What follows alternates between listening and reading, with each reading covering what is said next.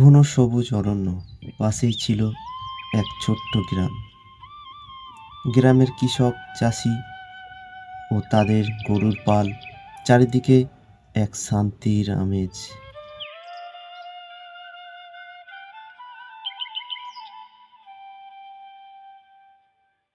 গ্রামের এক প্রান্তে বাস করত ধবল নামে একটি সাদা গরু। ধবল ছিল গ্রাম জুড়ে পরিচিত। তার স্বভাব ছিল শান্ত। সে কাউকে আঘাত করত না, আবার অলসও ছিল না।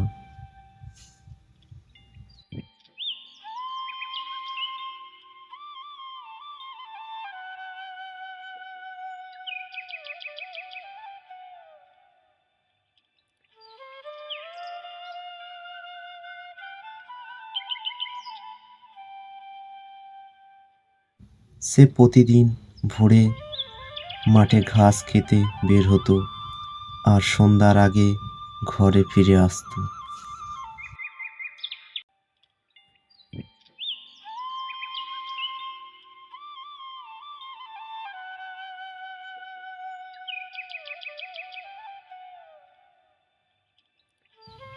ধবলের মালিক, বৃদ্ধ কৃষক রমেশ, তাকে খুব স্নেহ করত। রমেশ বলতো,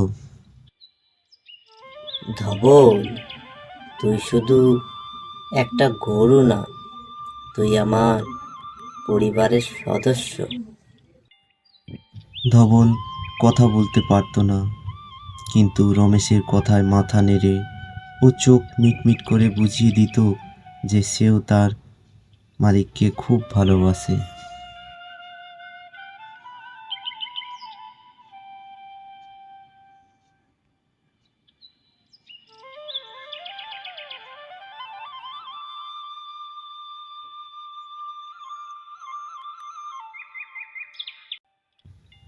একদিন সকালে ধবল মাঠের একটু দূরে চলে যায়।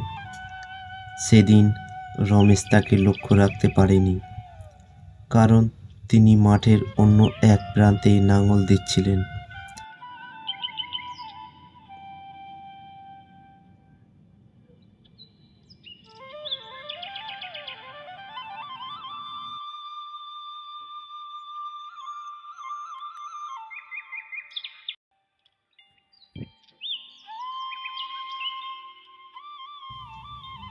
ধবল যখন বনের কিনারায় ঘাস খাচ্ছিল, তখনই আড়াল থেকে তাকিয়েছিল এক বিশাল বাঘ। বনের অন্যান্য প্রাণীরা তাকে ভয় করত, কারণ সে ছিল খুবই শক্তিশালী ও চতুর।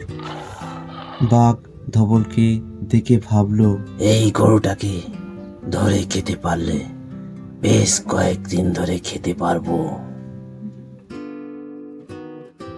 সে ধীরে ধীরে এগোতে থাকলো ধবলের দিকে।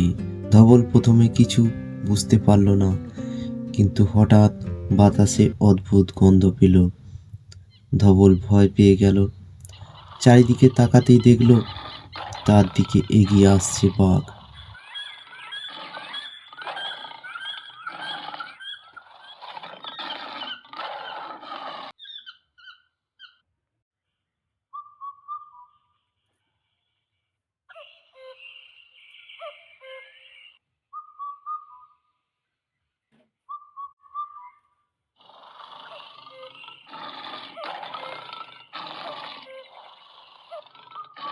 ধবল কাঁপতে কাঁপতে পিছনে পিছিয়ে গেল, কিন্তু দৌড়ানোর মতো জায়গা ছিল না। বনের কাঁটাযুক্ত গাছপালা তার পিছনের পথ আটকে দিয়েছে।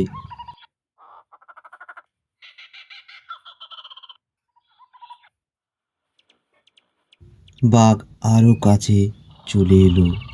ধবল ভয়ে চোখ বন্ধ করে ফেলল।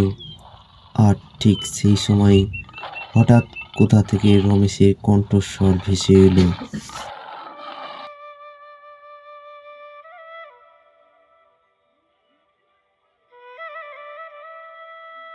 ধবল, ধবল কোথায়?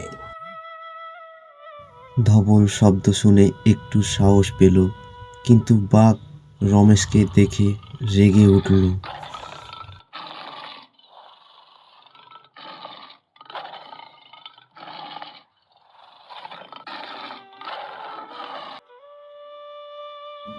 এই বৃদ্ধ মানুষটার সাহস দেখো, আমার খাবারের সামনে দাঁড়াতে এসেছে।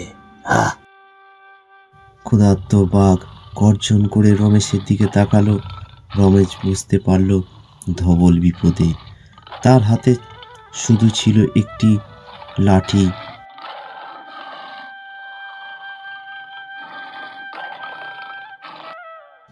তবুও তিনি ভয়ে পিছিয়ে গেলেন না। তিনি ধবলের সামনে দাঁড়িয়ে বাঘটিকে বললেন, এটা আমার গরু, আমার পরিবারের মতো। ওকে নিতে চাইলে আমার সাথে আগে লড়তে হবে। বাঘ কিছুক্ষণ থেমে রমেশকে লক্ষ্য করে দেখল। মানুষটার চোখে কোনো ভয় নেই, শুধু আছে ভালোবাসা আর দৃঢ়তা। এতে বাঘটা একটু থেমে গেল, কিন্তু ক্ষুধার কারণে আবার তেড়ে আসতে প্রস্তুত হলো। ঠিক তখনই আশপাশে ঝোপঝাড়ের শব্দ হলো। গ্রামের আরও কয়েকজন কৃষক যারা রমেশের ডাক শুনে এসেছিল, হাতে লাঠি দা নিয়ে এগিয়ে এলো। তারা সবাই চিৎকার করতে লাগলো। একসঙ্গে লাঠি নেড়ে বাঘটিকে ভয় দেখাতে লাগলো। মানুষের দল দেখে বাঘ আর ঝুঁকি নিতে চাইল না।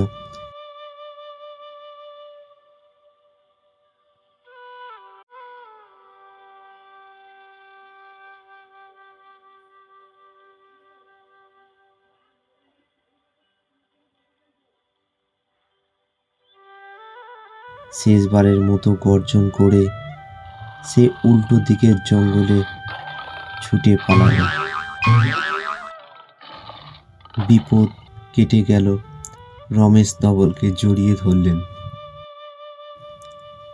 ধবলও তার গলা ঘেঁষে মুখ রাখলো, যেন বলছে, তুমি না এলে আমি বাঁচতাম না। রমেশ ধবলকে ঘাস দিল।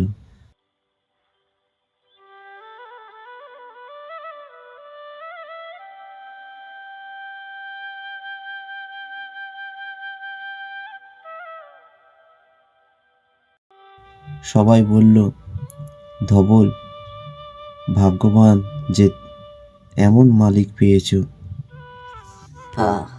ভালোবাসা আর একতার শক্তির কাছে বাঘের মতো ভয়ঙ্কর প্রাণীরাও হার মানে। ধবলকে সেই দিন থেকে আর কখনো একা মাঠে যেতে দেওয়া হতো না। কৃষকরা পালা করে তাকে দেখাশোনা করত। ধবলও বুঝেছিল যে অসতর্কতা তাকে আবার বিপদে ফেলতে পারে। অন্যদিকে বাঘ সেই ঘটনার পর আর কখনো গ্রামের দিকে আসেনি।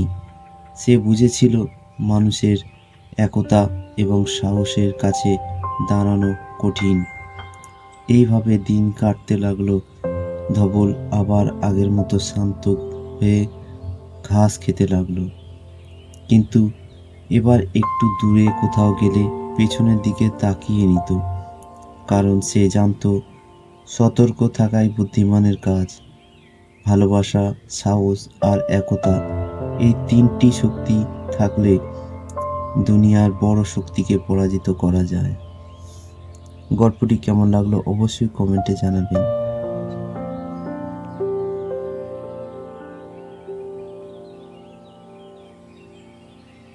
ভিডিওটি দেখার জন্য সকলকে অসংখ্য ধন্যবাদ। এরকম শিক্ষামূলক গল্পগুলি পাওয়ার জন্য অবশ্যই চ্যানেলটিকে সাবস্ক্রাইব করে শেয়ার করে আমাদের পাশে থাকবেন।